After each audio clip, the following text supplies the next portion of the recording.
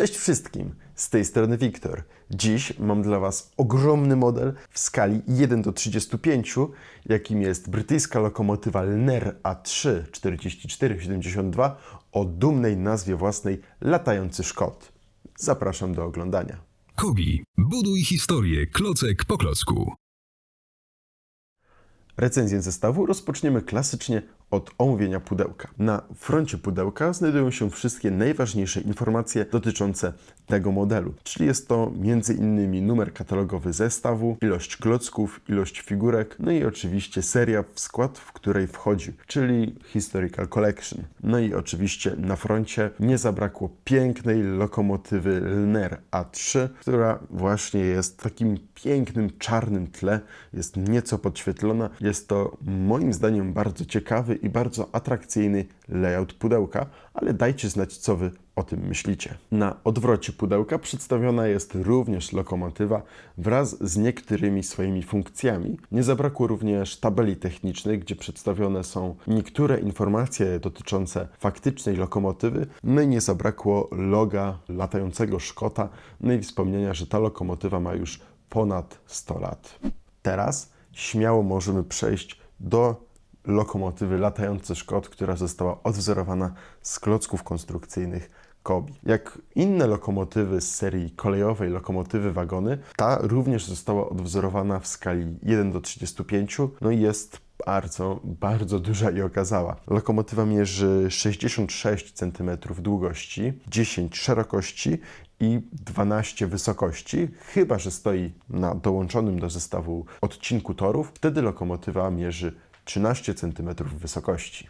Cały model jest w zielonym kolorze, który bardzo przyciąga wzrok, tak jak to jest pomalowana właśnie oryginalna lokomotywa. Ona jest również w takim bardzo charakterystycznym kolorze zielonym, no bo tak właśnie wyglądał Latający Szkot praktycznie od ponad 100 lat, tak jak jeździ po brytyjskich liniach kolejowych, ale nie tylko, jest pokryty właśnie takim kolorem. Niektóre elementy kotła, zwieńczenie kotła są w kolorze czarnym. Prawie cały układ biegowy lokomotywy również jest w kolorze czarnym. No i dach budki dla maszynisty i pomocnika maszynisty również jest w kolorze czarnym. Ale to, na co chciałem zwrócić Waszą uwagę, to pomarańczowe akcenty, zdobienia odwzorowane na kotle, ale również na tędrze lokomotywy. Czołownica lokomotywy oraz tędra są pomalowane, tak jak praktycznie na wszystkich kolejach, na czerwono.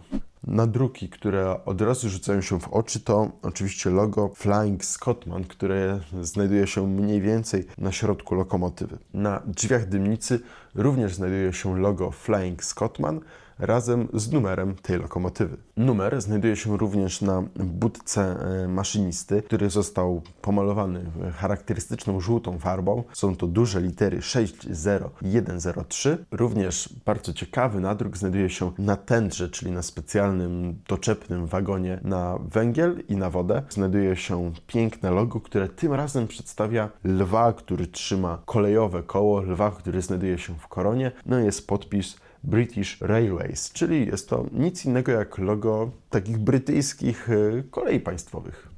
Kolejne nadruki znajdują się również w kabinie maszynisty. W kabinie, która ma zdejmowany dach się wypina bardzo łatwo, a to dlatego, że jest przymocowany na 4 studach, tak więc jego zdemontowanie nie jest niczym trudnym. W kabinie nie mogło zabraknąć wodowskazów, manometrów, no i innych wskaźników odwzorowanych za pomocą zegarów. Jak już jesteśmy w kabinie, to warto zwrócić uwagę na to, jak pięknie ona została odwzorowana. Spójrzcie na te wszystkie złote klocki, są to odwzorowane miedziane pokrętła, wajchy, no i wszystkie inne mechaniczne elementy, które są niezbędne do sterowania parowozem, czyli takim wielkim kolosem. Kolejnym bardzo ciekawym elementem jest oczywiście odwzorowane palenisko, które można unieść, tą klapę paleniska i znajduje się pod nim odwzorowany płomień, czyli tam również w tym parowozie się pali. Ten węgiel cały czas dorzucany, który podgrzewa wodę, z której powstaje para, która właśnie kieruje, prowadzi, napędza cały ten parowóz. Również w kabinie maszynisty znajdują się 2 miejsca dla właśnie maszynisty oraz dla pomocnika maszynisty, który przy okazji zapewne robi też zapalacza, czyli właśnie dorzuca ten węgiel. Pod budką maszynisty mamy jedno z kół tocznych. Koło toczne, które było tutaj niezbędne, bo mniej więcej w tym miejscu, na tej długości znajdowało się palenisko, czyli tak naprawdę najcięższy element parowozu, no a reszta już była zdecydowanie lżejsza. Kolejne elementy parowozu to oczywiście układ biegowy, który również został bardzo dobrze odwzorowany. 3 potężne, wielkie koła lokomotywy ekspresowej połączone są potężnymi wiązarami. I zobaczcie, parowóz bez najmniejszego problemu jeździ. Tutaj to wszystko się porusza, wszystko ze sobą pracuje, tak jak w oryginalnych parowozach. Kolejnym elementem są tłoki, które można powiedzieć, że para, która powstaje tutaj w kotle, idzie do tłoków i do cylindrów właśnie po to, żeby wprawiać w ruch te wiązary, korbowody i to wszystko, co napędza parowóz. Tak więc pokrótce tak to działa. Tutaj ten element, który jest odwzorowany z 2 stron, jest również bardzo, bardzo ważny. No i tutaj też jest całkiem duża waga, dlatego całość jest podparta na 2 mniejszych kołach tocznych, które też pomagają lepiej prowadzić parowóz. W dymnicy jest kilka ciekawych elementów, o których chciałbym Wam wspomnieć, bo przy okazji nadruków wspominałem, jest właśnie logo latającego Szkota, ale nie wspomniałem, oczywiście zupełnie świadomie, bo to zostawiłem na teraz, że drzwiczki dymnicy są otwierane. Można je otworzyć, no i tutaj też znajdowały się elementy, które trzeba było czyścić, które trzeba było nadzorować, dlatego to musiało być otwierane. No i po zamknięciu możemy też przejść do wiatrownic, czyli do tych 2, niektórzy mówią, że to są uszy lokomotywy, do tych 2 charakterystycznych arkuszy blachy, które znajdują się po 2 stronach na wysokości komina. Głównym elementem, dlaczego to było montowane, to to, żeby była lepsza widoczność z budki maszynisty, żeby właśnie para nic tutaj z przodu nie zasłaniała, tylko wychodziła do góry i najlepiej od razu do tyłu. Tak więc po to służyło.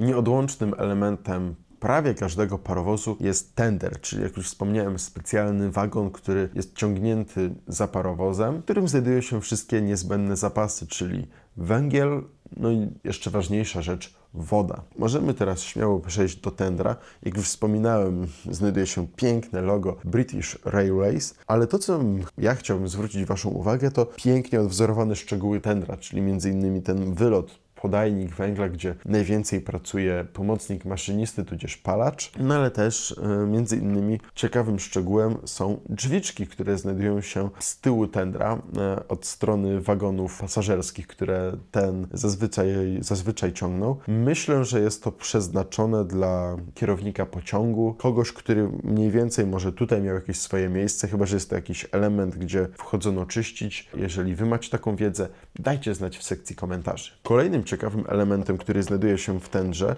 jest węgiel, który jest wyjmowany. Możemy go bez problemu wyjąć. No jest to też bardzo fajny, bardzo ciekawy szczegół, który właśnie dodaje uroku, bo możemy mieć albo parowóz próżny, bez węgla, albo możemy mieć właśnie ten odwzorowany węgiel w tendrze.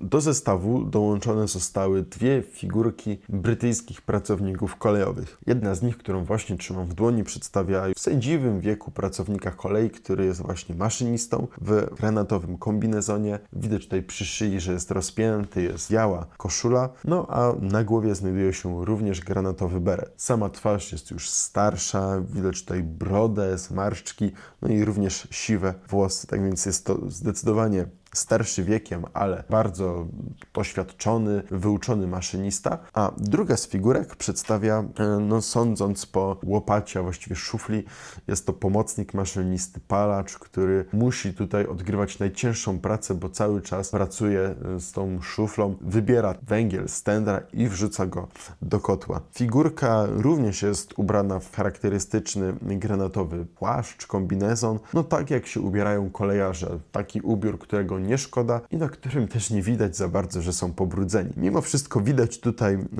osad z węgla, nie tylko na ubiorze, ale również na twarzy. Figurka nie ma żadnego nakrycia głowy, są tutaj rude włosy, ale mimo tej ciężkiej pracy nasz pomocnik jest zadowolony, uśmiech z jego twarzy nie znika, tak więc pewnie wykonuje to, co lubi, bo jest pasjonatem kolei. Do zestawu dołączone zostały 5 odcinków toru prostego, które po połączeniu dają nam właśnie taki dłuższy odcinek, na którym możemy postawić naszą lokomotywę, naszego latającego Szkota i go w bardzo ciekawy, ładny sposób wyeksponować w swojej kolekcji.